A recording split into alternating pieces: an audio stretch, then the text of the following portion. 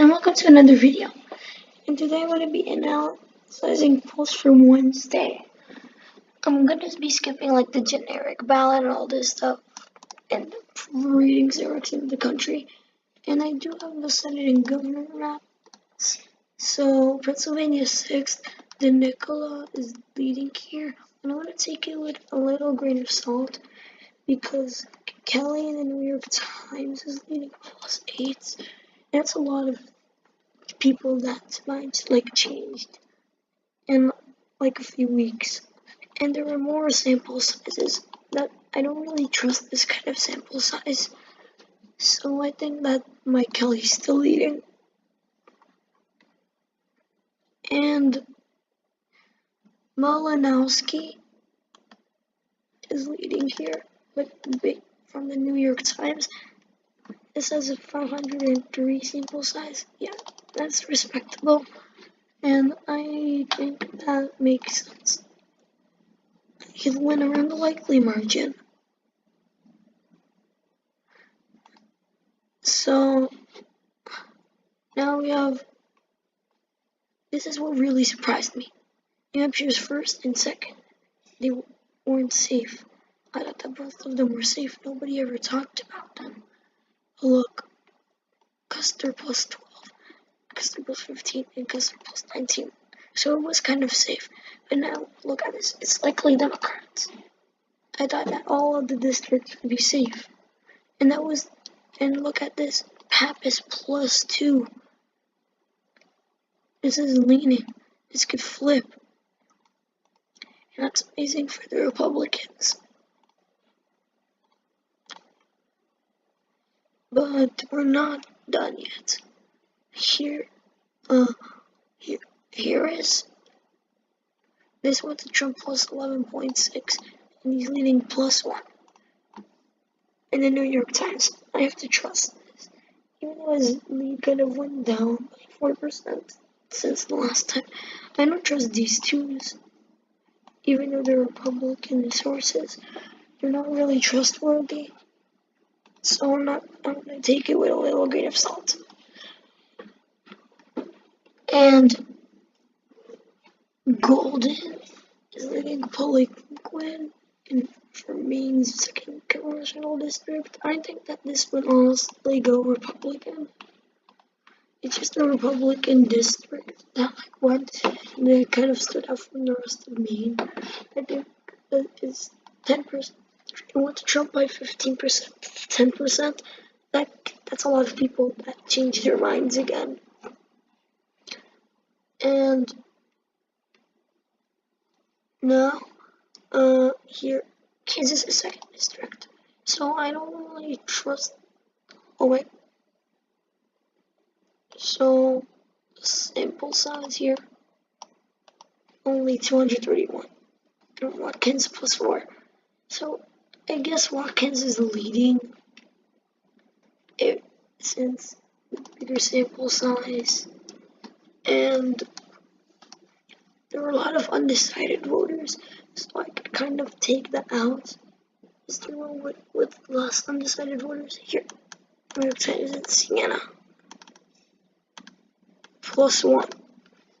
So you could say that Steve Watkins is leading. I mean, Paul Davis. So now we have Charlie Baker, +40%, +38%. Like, this is amazing for like a Republican in here. So I think that this will stay safe.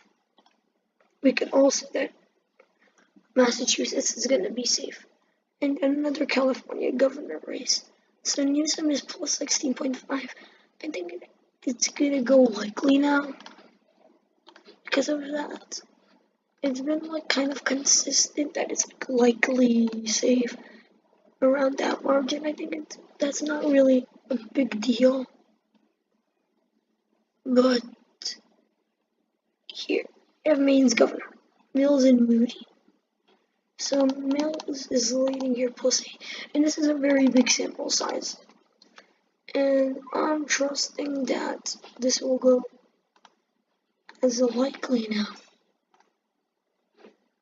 Man, it's gonna be likely now. It's gonna be likely. It's always been like kind of leaning, but now it's likely. There's been 2 polls that show that. There hasn't been that much because there isn't enthusiasm for the Republican. But Sununu's +8, and the spread is 9.5. So it used to be safe, now it isn't. So I'm gonna change that. And I'm just gonna go likely. Not the biggest deal. It's still going Republican. And here we have Lamont in Connecticut's governor race. That's leading here. I don't think this is gonna change result. I trust the Quinnipiac poll where it has a bigger sample size by 500. And the less undecided voters. And I'm gonna trust the Quinnipiac poll, keep Connecticut leaning. So now we have to do Lee +14, 17, and again Lee +17 from NBC News and Fox News. 2 different sides of the table when it comes to politics and news broadcasting. That's weird. It's a bipartisan agreement that Lee is +17. So I could keep it as safe. And Nevada's governor. So CNN isn't the best polling source. Don't think that I'm Republican biased because I think that the New York Times is a very good source. And Quinnipiac and Emerson, things like that. But CNN doesn't have that good. They aren't as good in their polling. But NBC News is just not as good. But the spread is pretty good for Laxalt. He's gonna win here. He's winning on the Governor No Toss-Ups map. He has a spread of 1.5. I think he's gonna win. I'm gonna keep it as a tilt. So now we have Doug Ducey +7 and Doug Ducey +18. So the Fox News poll kind of makes me think that he'll win.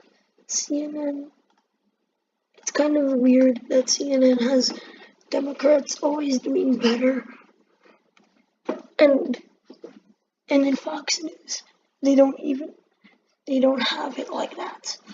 Look at they tied McSally and Cinema. So Oregon's governor again. Look at this. So many polls that we can make a graph like polling. Interesting. So it's at 3.6. It's gonna go in a leading margin, but he could still get out a win there. And in Wisconsin's governor race, well, Doug Levy is leading here.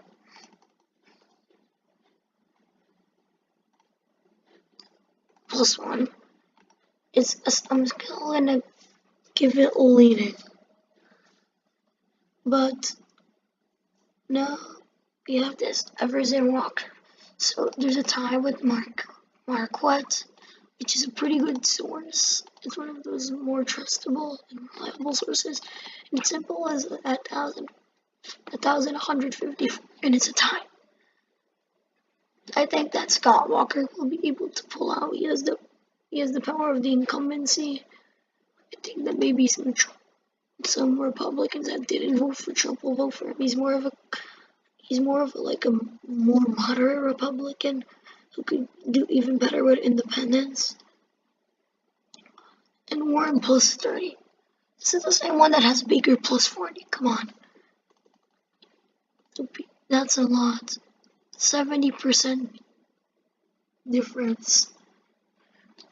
That's a lot. Like, That's really surprising. That means that Massachusetts is very bipartisan.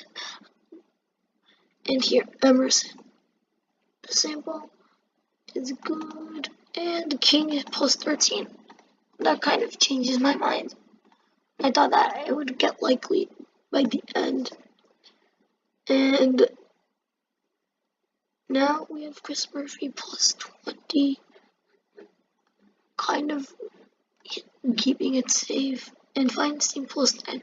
I cannot change that, but it would be likely all the time for me from the start because Camilo Leon is doing it. Okay, so Marquette, very good sample size, the same one.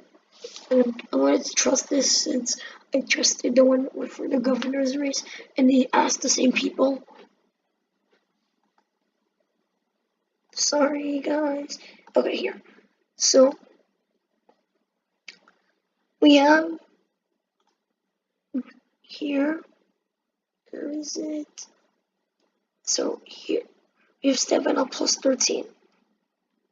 So, John James was losing at a point by 18%, 17, 18, 17, 16, 16.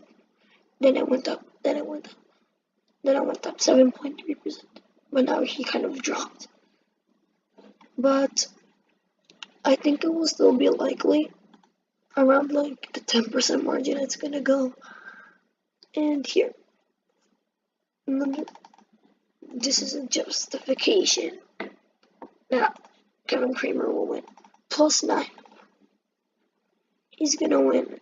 There's nothing that really could change that now. And 2 new Joe Donnelly polls that are showing it plus 7 in Fox News. So Fox News, if you give all of Joe Donnelly's people to like Joe Brunton, like he wouldn't even win. And then if you include the margin of error, that's when he finally is able to win. So it kind of looks slim. So I'm gonna change it. I'm not gonna make it leaning because I don't really think. I think it's more of an outlier from Fox News. But in the end, it's gonna be a tilt Democrats because there was another poll from NBC, less people but looks more realistic as plus 3. And now we have Marsha Blackburn, well, Fox News. Again, I think that she'll probably not do as good as that's probably the same thing as NBC's. And the spread is at plus 7. So I guess it would be around plus 7, her win, leaving it, so I'm going to leave it as unlikely states. And Rosen, plus 3. This really didn't even affect it. This made the spread better. So I'm not going to really change anything except for making Nevada a leading state. Which is kind of sad for her. She won in a poll finally, but she actually loses a spot. But Cinema plus 4.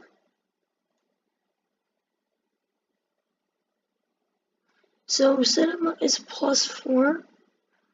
In this poll, Fox News ties it, which is pretty good. I think it will be a tie, not even mentioning the Fox News poll. But there was an ABC News poll that shows McSally plus 7. All of that weighed together. I think that Arizona's tilted in the Republican column, but it could easily change. So now we have the final one. So New Jersey 7th, and Malinowski is leading. So we are done. And thank you for watching. This is my current Senate map. 53 Republicans, 47 Democrats, and my gubernatorial map. 27 Republicans and 23 Democrats. Thank you for watching, and I'll see you in my next video. Bye.